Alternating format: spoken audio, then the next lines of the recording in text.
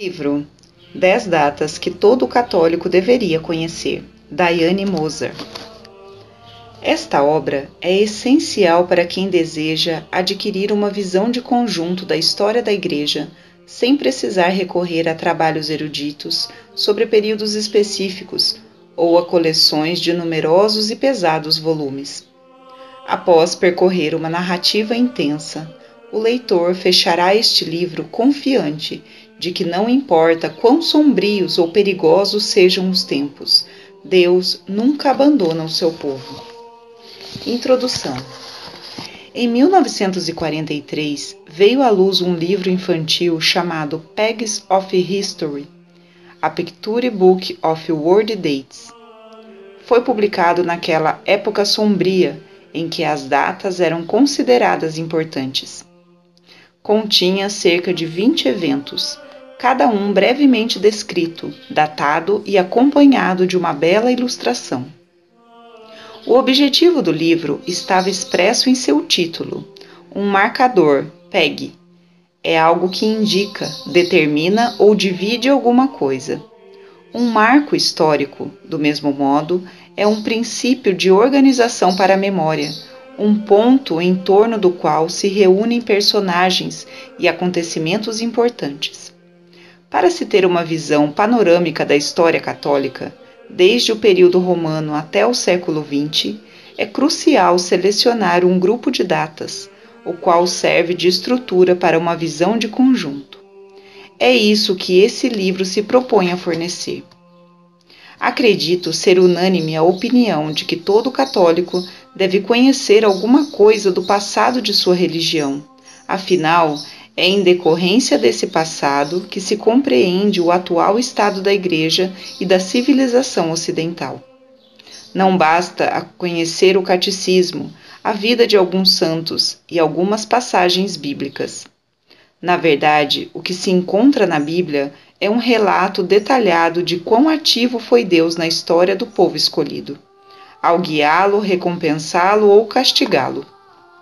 Entretanto, somos inclinados a acreditar que essa presença divina desapareceu com a emergência da cristandade. Sentimos-nos incapazes de discernir a mão de Deus agindo na história depois dos tempos apostólicos. E temos, portanto, a impressão de que a história não passa de uma sucessão de acontecimentos sem desígnios transcendentes. Neste livro, tentei fazer duas coisas. Em primeiro lugar, apresentar 10 datas significativas, algumas delas marcadas no calendário, outras ligadas a períodos de meses ou anos, em torno das quais o leitor pode agrupar os acontecimentos principais da história da cristandade. Em segundo, apontar algumas maneiras pelas quais Deus costuma intervir no mundo temporal criado por ele e dar exemplos inegáveis de sua intervenção. Começamos com a conversão do imperador Constantino, uma divina surpresa, e com o edito que ele lançou em 313 d.C., que mudou dramaticamente a história da Igreja e, por conseguinte, a história do Ocidente. Terminamos em 1917, quando Nossa Senhora aparece em Fátima, no mesmo ano da Revolução Russa. Cada uma dessas datas é um ponto de referência para toda uma era. Ao olhar para antes de 313, vemos o tipo de mundo em que viviam os primeiros cristãos. Tempos de terríveis perseguições, tempos em que se precisava lutar bravamente para sobreviver e conseguir transmitir a fé aos filhos. Depois de 313, vemos a Igreja saindo das catacumbas e iniciando a criação de um novo mundo católico, quando as invasões bárbaras destruíam o mundo inteiro. Do mesmo modo, ao olharmos para antes de 1917, compreendemos a situação da Igreja e do mundo no século XX. O desenrolar dos acontecimentos daquele mesmo ano e das décadas e guerras que o seguiram. É evidente que nenhuma lista que se propõe a apresentar 10 datas significativas da história pode alegar estar completa. As datas que escolhi não são as únicas escolhas possíveis, mas representam excelentes marcadores que podem delimitar as principais eras da história católica. Além disso, devido à sua importância, essas 10 datas estariam presentes em qualquer lista das principais épocas da Igreja e da civilização ocidental. Os eventos e personagens tratados nesse livro se encontram em qualquer bom livro de história da cristandade, pois marcaram nosso passado e, por conseguinte, nosso presente. Alguns leitores podem se surpreender com o fato de a maior parte dos acontecimentos antecederem o século XVI. Lembro-me das palavras do professor R. Allen Brown. Pode-se dizer que os acontecimentos mais importantes da história da Europa já haviam ocorrido por volta do ano 1300. O leitor deste livro irá constatar a veracidade de tal afirmação. As fundações básicas da civilização ocidental, além dos princípios católicos que a moldaram, assentaram-se por volta desse ano. Os séculos posteriores construíram sobre ou romperam com as fundações estabelecidas naquele período. Acaso a autora deste livro espera que o leitor memorize todas as datas, nomes e eventos aqui apresentados e responda a um exame ao terminar a leitura? É claro que não. Esta obra não é, de modo algum, um livro escolar. Meu único desejo é que o leitor se interesse por estes capítulos e aprenda com eles. Para os estudantes, entretanto, especialmente os interessados em aprofundar-se na história católica, seria de grande utilidade memorizar as 10 datas aqui mencionadas, juntamente com os principais eventos, pessoas e temas a elas associados.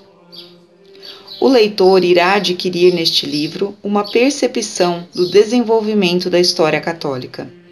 A partir das terríveis dificuldades que a Igreja enfrentou nos tempos romanos, passando pelos perigos que confrontou ao sobreviver às invasões bárbaras e ao converter os invasores. Os séculos de espantosa criatividade, progresso e glória, até o aparecimento das ameaças modernas, heresias obstinadas, ataques muçulmanos, revoluções e guerra generalizada. Os leitores verão também como certos desastres históricos atribuem-se, de acordo com as palavras de Nosso Senhor e Nossa Senhora, à indiferença e lassidão dos próprios católicos. Esses desastres foram de fato castigos de Deus. Nos dias de hoje, é comum que se esqueçam das glórias do passado católico, bem como das lições mais importantes e duras pelas quais a Igreja passou. Devemos fazer nossa parte e preservá-las. Eis um objetivo para as nossas vidas. 313 d.C. O Edito de Milão e a libertação da Igreja. No começo do século IV, os cristãos do Império Romano sofriam a pior perseguição que jamais haviam enfrentado. Ela fora desencadeada pelo imperador Diocleciano em 303 e não teve precedentes no que toca à crueldade e variedade das torturas públicas infligidas às vítimas com o fim de entreter a massa de espectadores. Todos os homens, mulheres e crianças romanas deviam prestar culto aos deuses pagãos, caso contrário seriam mortos. A perseguição de Diocleciano, diferentemente das anteriores, não se restringiu a determinadas províncias do império, mas se impôs a todas elas. Assistir à tortura e à morte nas arenas não era algo novo para os romanos. Combates entre gladiadores e lutas de animais antecedem o cristianismo e faziam parte de uma política pública de entretenimento destinada à grande classe de trabalhadores urbanos. Eram adoradas pelos milhares de espectadores que lotavam as imensas arenas. O filósofo Sêneca, já no século I, descreve uma cena típica dos anfiteatros. De manhã se oferecem homens aos leões e ursos, À tarde, os gladiadores, obrigados a lutar entre si, duelam até a morte e o vencedor é detido para outro combate. Só a morte põe fim à diversão da plateia. Mata, queima, castiga, é tudo o que gritam. Porque ele tanto teme a ponta da espada? Porque está com medo de matar? Porque não morre com mais bravura? São chicoteados para que atuem com maior rapidez. São intimidados a cortar a garganta de seu rival. Na verdade, foi o empregador de Sêneca, o doente mental Nero, quem primeiro teve a ideia de usar os cristãos para esses espetáculos macabros. A sua tentativa de culpá-los por um incêndio em Roma, cujos rumores o responsabilizam, motivou a doentia festa que realizou no seu jardim no ano 64 d.C. Nela, os seus convidados caminhavam no Palácio Imperial sob a luz de tochas, e cada tocha era um cristão em chamas. Era comum também envolver os cristãos em peles de animais e jogá-los aos lobos para que fossem devorados. Uma sociedade embriagada com a morte. Essa perseguição prosseguiu por anos a fio, tirou a vida de São Pedro e São Paulo e de inúmeros membros da comunidade cristã de Roma. Desde então, não houve um período sequer em que os cristãos pudessem baixar a guarda. Períodos de paz podiam se tornar pesadelos da noite para o dia. Por vezes, a mera queixa de alguns artesãos de ídolos que culpavam os cristãos pela baixa nos negócios ou acusações de atores furiosos com o fato de os cristãos se afastarem da obscenidade e crueldade dos teatros era o suficiente para que se iniciasse uma nova perseguição. Um motim podia começar facilmente, em particular naquelas cidades em que abundavam os ociosos à procura de divertimento, e as vítimas certamente seriam os cristãos. Vizinhos rancorosos talvez os denunciassem às autoridades.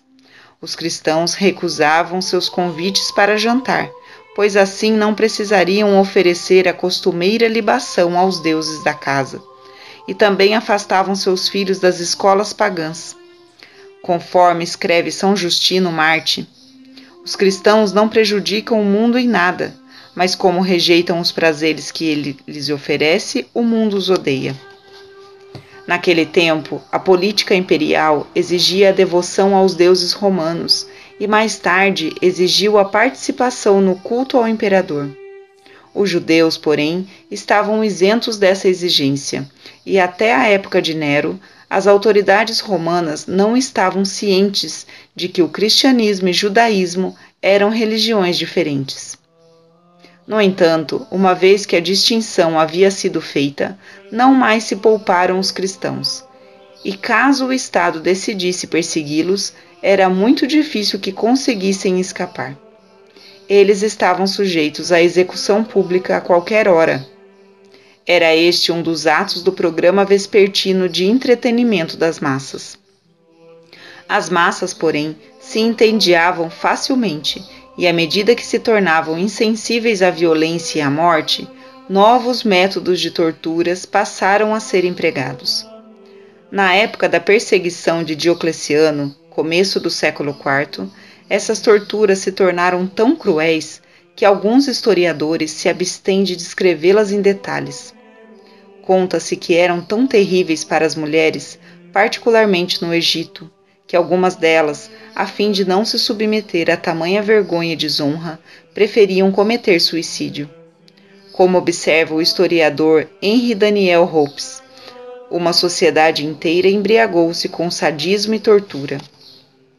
Mesmo para quem viveu a perseguição comunista, que por misericórdia divina durou apenas algumas décadas, e não séculos, é difícil imaginar como era a vida dos cristãos em qualquer local do vasto Império Romano da metade do século I até o ano 313. Compreende-se por que os cristãos primitivos esperavam a segunda vinda de Nosso Senhor com tanto fervor. Não lhes restavam dúvidas de que eram a última geração de fiéis. Nosso Senhor, contudo, não preparava a Igreja para o seu retorno à Terra, mas sim para a vinda de um libertador, o imperador romano. Constantino, uma divina surpresa. Na Britânia, extremidade do Império Ocidental, o primeiro Marte britânico ofereceu a própria vida em 303. Santo Albano era pagão e foi convertido por um padre, ao qual dera refúgio no começo da perseguição de Diocleciano. Ele tomou o lugar do padre quando os soldados vieram e foi espancado e decapitado. Naquela região, 3 anos depois, em 306, o exército romano proclamou imperador um jovem que finalmente terminaria a matança que havia tirado a vida de Albano. Seria o sangue deste Marte o preço da libertação de seus irmãos? Constantino certamente foi um personagem complexo. Seu pai fora co-imperador e sua mãe Helena, depois de se converter ao cristianismo, tornou-se uma santa, Santa Helena. Seu filho, todavia, era um pagão que afirmava ter tido uma visão de Apolo. Homem de alta estatura e forte, ele podia se mostrar cruel e também gentil, e sem dúvida era ambicioso. Não se sabe o grau de familiaridade que tinha com o cristianismo, quando se tornou governador eficiente e popular de grande parte da Europa Ocidental. Constantino, todavia, diferentemente da maioria de seus colegas governantes, que controlavam partes separadas do outrora unido Império Romano, não perseguiu os cristãos.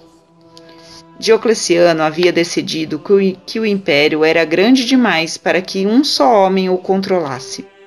É preciso olhar um mapa da época para se ter uma dimensão de seu tamanho. E implantou um projeto para dividir o governo entre 2 imperadores.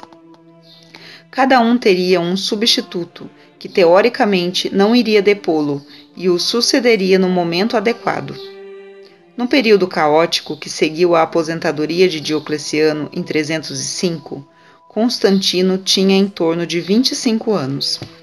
Havia vários pretendentes disputando o poder, inclusive antigos imperadores. O futuro autor do célebre edito estava entre os concorrentes. Antes de ser proclamado imperador, ele fugira por 2.500 quilômetros a fim de não ser exterminado por seus inimigos, e depois ainda precisou fazer uma boa reivindicação do trono. Casara-se com Fausta, filha de Maximiano, o imperador do Oriente, conhecido por renunciar ao cargo e depois se arrepender e tentar retornar ao poder.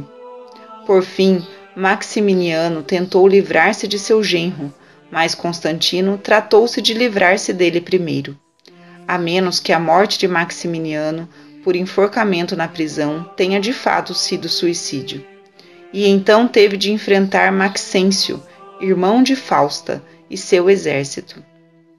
Chegamos aqui a um dos momentos mais críticos da carreira de Constantino e a um dos acontecimentos mais imprevisíveis de toda a história. Antes da Batalha da Ponte Milvia contra Maxêncio, em 312, Constantino afirmou ter tido uma visão sobrenatural. Uma imagem no céu com as palavras: "Com este símbolo vencerás". Diversas fontes descrevem o que ele viu como uma cruz ou um chincho, símbolo cristão que combina as 2 primeiras letras gregas do nome Christus. A questão sobre a qual foi o símbolo e exatamente quando e onde Constantino o viu é motivo de divergência entre os historiadores.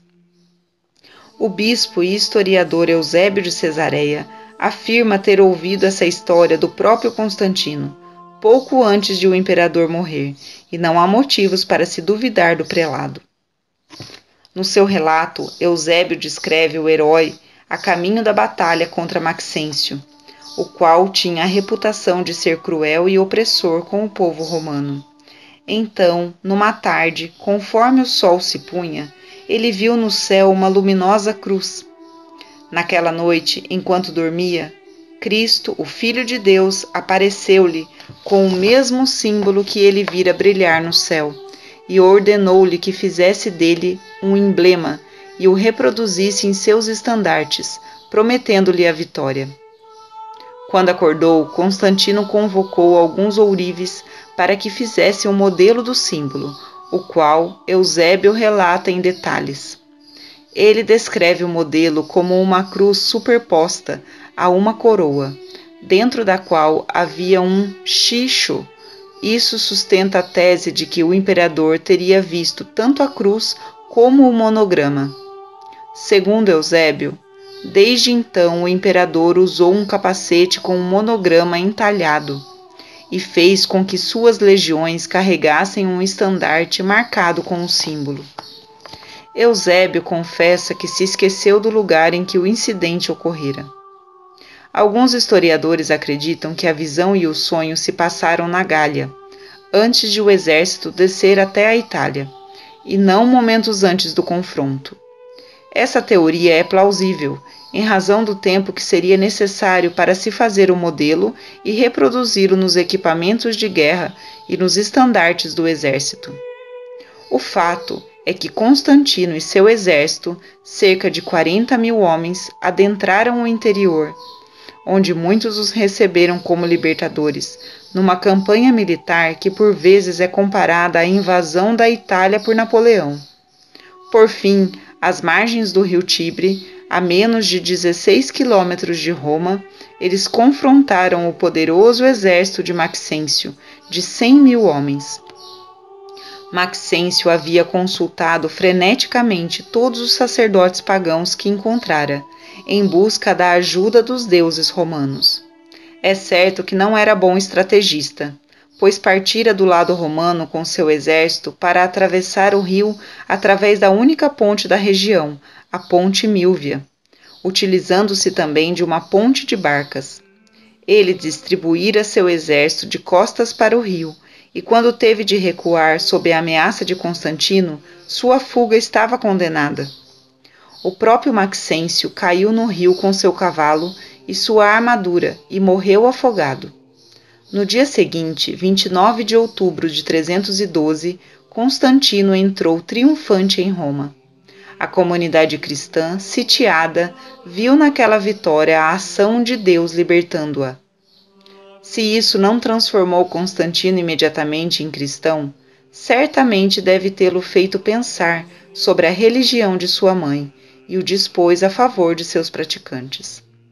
O fato de ter adotado publicamente símbolos sagrados do cristianismo equivalia a uma profissão de fé ao Deus dos cristãos. Em Roma, construiu-se uma estátua em sua homenagem, na qual ele foi representado com uma cruz numa das mãos. A conversão de Constantino foi de importância inestimável para a história do Ocidente. O autor de um artigo sobre esse assunto, no competente Dictionarium Apologetique de la Foi Católica, escreve: ela trouxe uma mudança completa, e não se encontra na história registros de uma revolução tão profunda. Constantino tornou-se co-imperador incontestado. Ele e Licínio, seu parceiro, tinham à frente a monumental tarefa de restaurar a ordem e a estabilidade no Império Cambaleante, plano que agora incluíra a tolerância oficial da crescente população cristã. O Edito. Constantino não permaneceu muito tempo em Roma, pois havia muito a se fazer nas outras cidades do seu novo território. No final de janeiro de 313, ele seguiu para Milão, onde sua irmã se casaria com Licínio, seu co-imperador. Milão era um reduto estratégico para monitorar negócios tanto na Gália como na Itália, e, portanto, o local adequado para reuniões periódicas entre os dois governantes. O Edito de Milão provavelmente foi redigido em março de 313. Tudo indica que foi menos uma proclamação formal do que um protocolo consentido pelos imperadores. As principais características do edito aparecem nas cartas registradas entre os dois e na promulgação, resumindo a nova orientação política que Licínio postara quando foi a Nicomédia, em junho. Segundo a forma que dele temos hoje, o documento garantia que os cristãos têm plena liberdade para seguir sua religião e que cada um tem o direito de escolher e praticar aquilo que preferir. Ele também ordenava a devolução das propriedades confiscadas dos cristãos e prescrevia que tais providências deviam se tornar conhecidas a todos.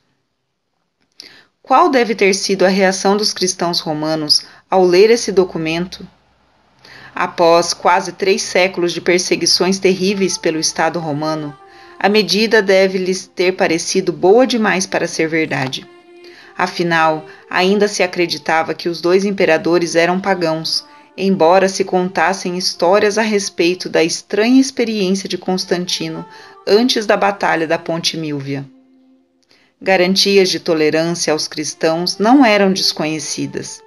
Na verdade, imperadores haviam publicado um documento similar um ano antes, mas as garantias anteriores provaram ter sido apenas temporárias, pois as perseguições sempre recomeçavam.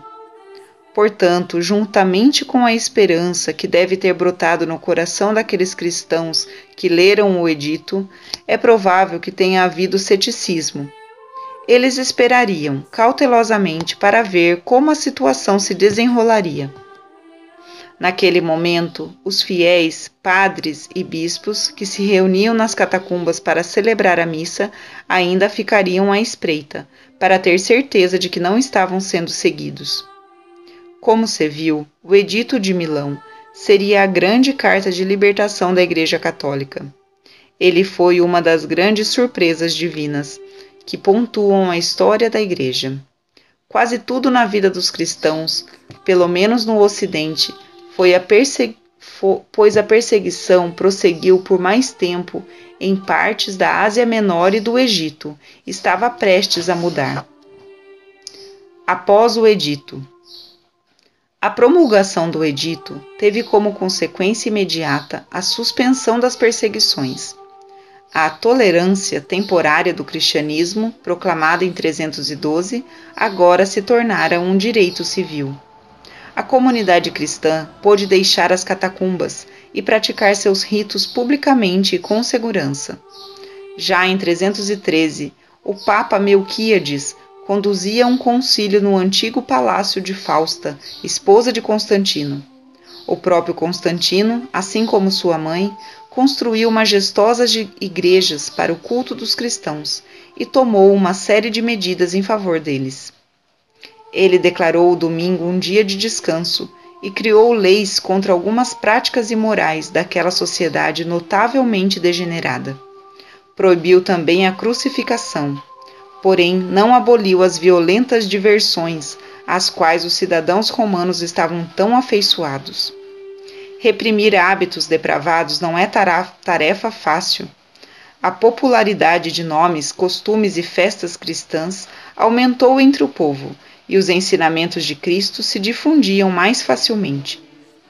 Em 325, realiza-se o Concílio de Nicéia, glorioso marco na história da Igreja. Havia já alguns anos que os bispos convocavam concílios abertamente, fora das catacumbas, sem a necessidade de colocar sentinelas nas entradas. Mas o que é significativo sobre este concílio, cuja reunião foi estimulada pelo próprio Constantino, é a condenação da heresia ariana, a qual afirmava que Cristo não é Deus, e a proclamação do Credo de Nicéia, o protótipo de todos os futuros credos cristãos. O credo afirmava: Cristo é o Filho único de Deus, consubstancial ao Pai. As bases cristológicas da fé foram codificadas primeiramente em Nicéia. Constantino estava encantado com o que via. Conta-se que teria mencionado aos padres do concílio: Vós sois bispos do interior da igreja, mas eu sou bispo do exterior. Certamente um bispo, com pouco conhecimento de teologia, o que se vê nas cartas que escreveu para Ário e o seu grande rival católico, Santo Atanásio. Acho que a causa, se Cristo é ou não, é trivial, escreve ele. Basicamente, vós tendes opiniões semelhantes. Permanecei unidos. A questão entre vós não diz respeito a um ponto essencial da fé. É claro que Constantino estava inteiramente enganado, e por isso o concílio ignorou seus comentários e realizou sua grande obra, a despeito do bispo do exterior. Ao mesmo tempo, Constantino dava continuidade à sua ameaçada carreira imperial. Ele foi o último dos grandes imperadores, pois conseguiu manter unido, através de medidas severas, um império fragmentado. Sua lúgubre vida pessoal não foi tão bem sucedida. Ele havia executado Licínio, pois o imperador oriental voltara ao hábito de perseguir cristãos. Agora só restava um imperador para o Ocidente e para o Oriente.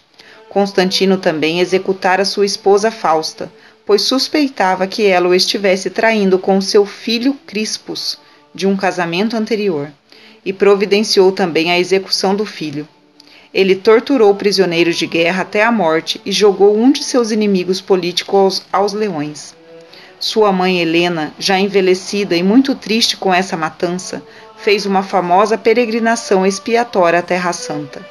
Lá ela conseguiu, mediante investigação inteligente e auxílio sobrenatural, descobrir e escavar os sítios mais sagrados do cristianismo.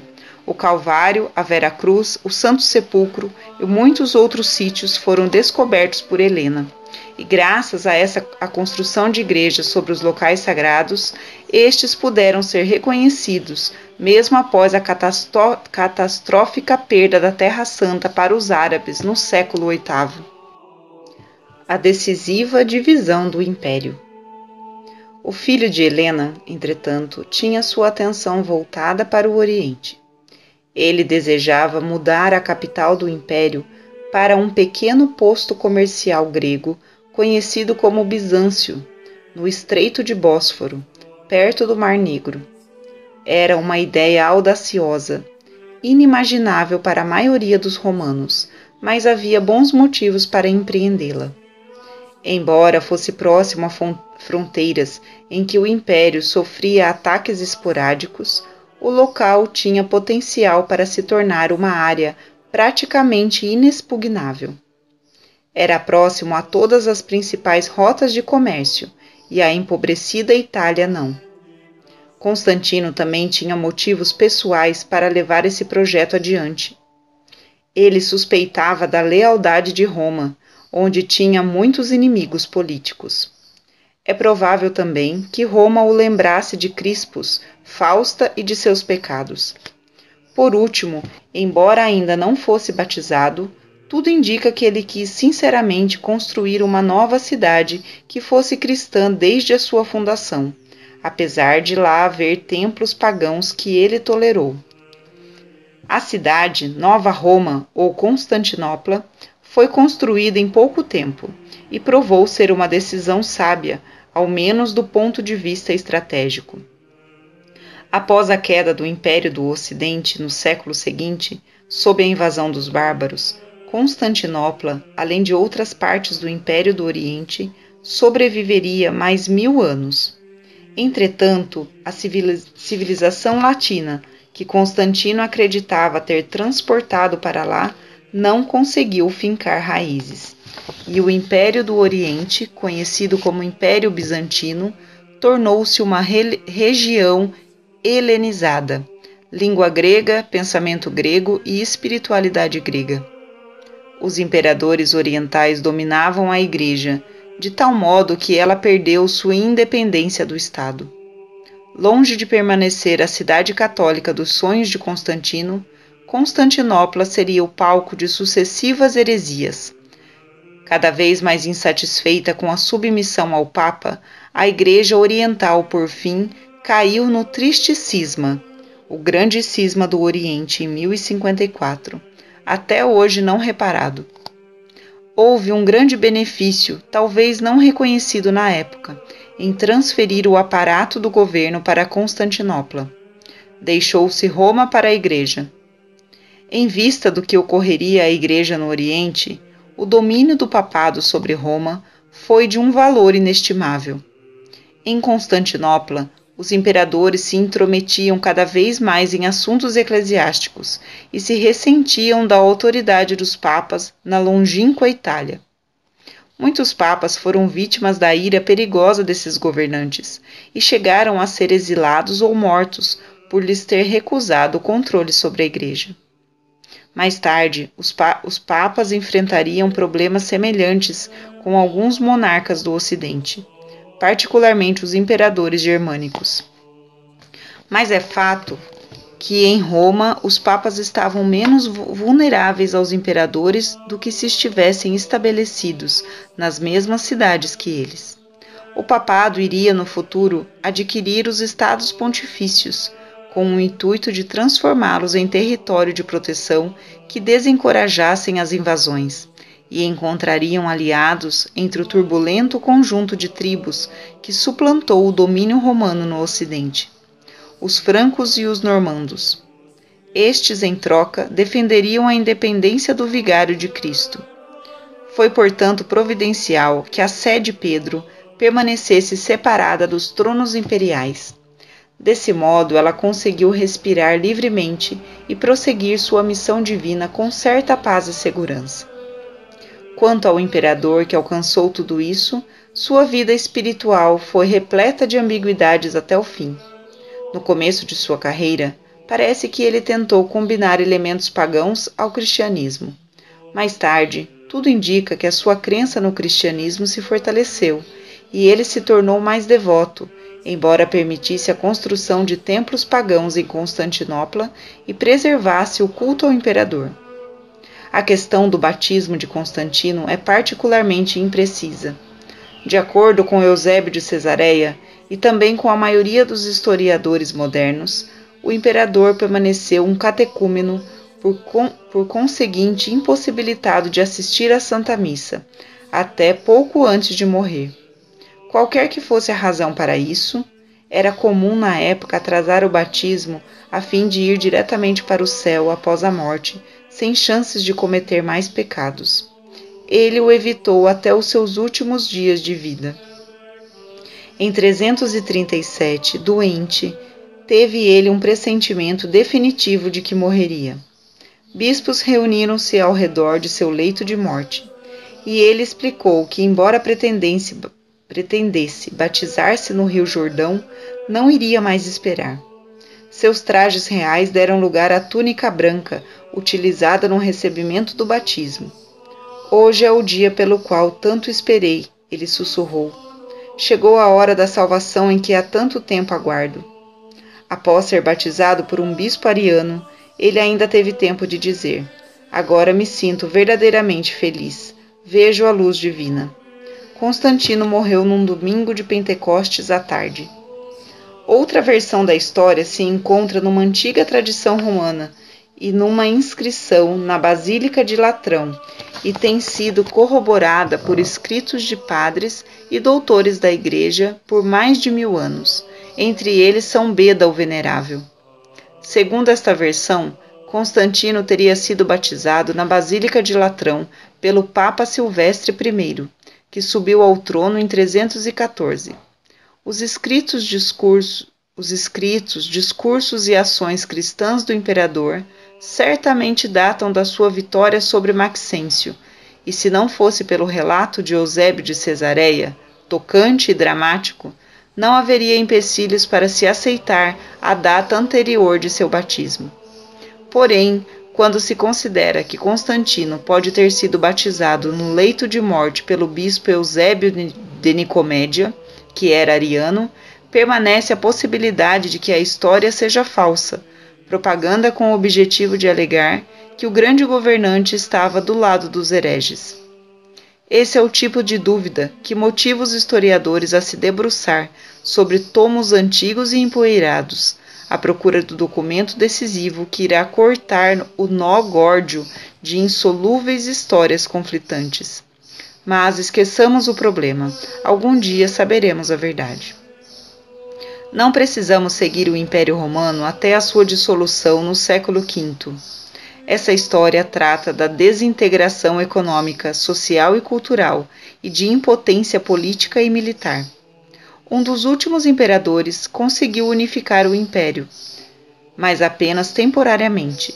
O declínio populacional deixara o exército tão vazio de recrutas que foi preciso convocar os bárbaros para nele lutar. Durante todo aquele período, aumentaram as invasões nas fronteiras. Roma foi saqueada. Para espanto e temor de escritores cristãos como São Jerônimo e Santo Agostinho, e em 476, o Império chega ao fim com a deposição do último imperador romano do Ocidente por um rei bárbaro. Examinaremos os invasores na próxima data do livro. O futuro da Igreja libertada. O período seguinte ao Edito de Milão foi a consecução de uma utopia para a Igreja? Longe disso. Na verdade, a Igreja enfrentaria desafios ainda maiores que as perseguições. O primeiro deles foi a depravação da sociedade romana daquele período. Já mencionamos a devoção dos romanos à violência e a entretenimentos obscenos. A vida privada era, em geral, igualmente deteriorada.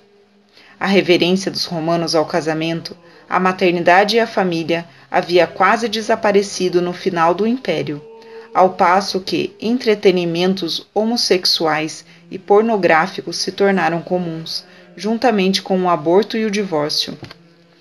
Portanto, quando milhões de cidadãos do Império se tornaram cristãos, além dos bárbaros que examinaremos em breve, a Igreja teve de lidar com um problema peculiar. As massas de convertidos ou de semi-convertidos não se tornaram católicas devotas de imediato. Era comum que não vissem nada de errado em suas vidas imorais. Por vezes, os romanos apostavam nos dois lados e mantinham reverências secretas ao Deus Sol, como notou horrorizado o Papa São Leão Magno, ao ver alguns católicos saudando o Sol antes de entrar na antiga igreja de São Pedro. O perigo era o de que esse afluxo de pessoas imorais e indiferentes corrompesse toda a comunidade cristã. Mais à frente veremos que isso de fato aconteceu no período seguinte à queda de Roma. O segundo problema, também mais perigoso que as perseguições, foram as heresias. O Concílio de Nicéia lidou com a heresia ariana. Essa foi apenas uma entre as várias heresias da Igreja primitiva. Muitas surgiram nas províncias orientais do Império, criadas por intelectuais argutos, que tentavam combinar as doutrinas de filósofos pagãos com doutrinas cristãs, e acabavam por distorcê-las e pervertê-las. No século V, a terra em que Constantino passara bastante tempo, a Britânia, daria origem à heresia de Pelágio, que negava o pecado original e a necessidade da graça para a salvação. São Lupo e São Germano, após finalmente terem derrotado esse perigoso ensinamento, atribuíram a vitória ao proto-mártir Santo Albano. A Igreja, então, na superfície, não entrou numa era de paz e tranquilidade após o Edito de Constantino. Muito pelo contrário, deparou-se com massas de falsos convertidos, doutrinas traiçoeiras que intentavam suplantar a doutrina oficial, a pressão dos imperadores de Constantinopla e a chegada das hordas bárbaras que trariam imensos problemas. Na realidade, esse período serve de amostra para todo o restante da história da Igreja. Os intervalos para respirar são poucos e distantes uns dos outros, e a esposa só conseguirá a paz duradoura e o descanso eterno com um banquete do esposo. Satanás não cessa de tentar destruir a Igreja que Cristo ergueu, mas lhe falta originalidade.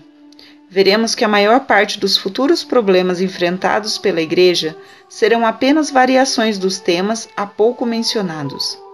O que é realmente inacreditável é o fato de a Igreja ter triunfado em todas as crises que enfrentou. Com efeito, cremos que a Igreja durará até o fim dos tempos. Em todas as épocas, Deus envia aliados ao seu auxílio, os santos.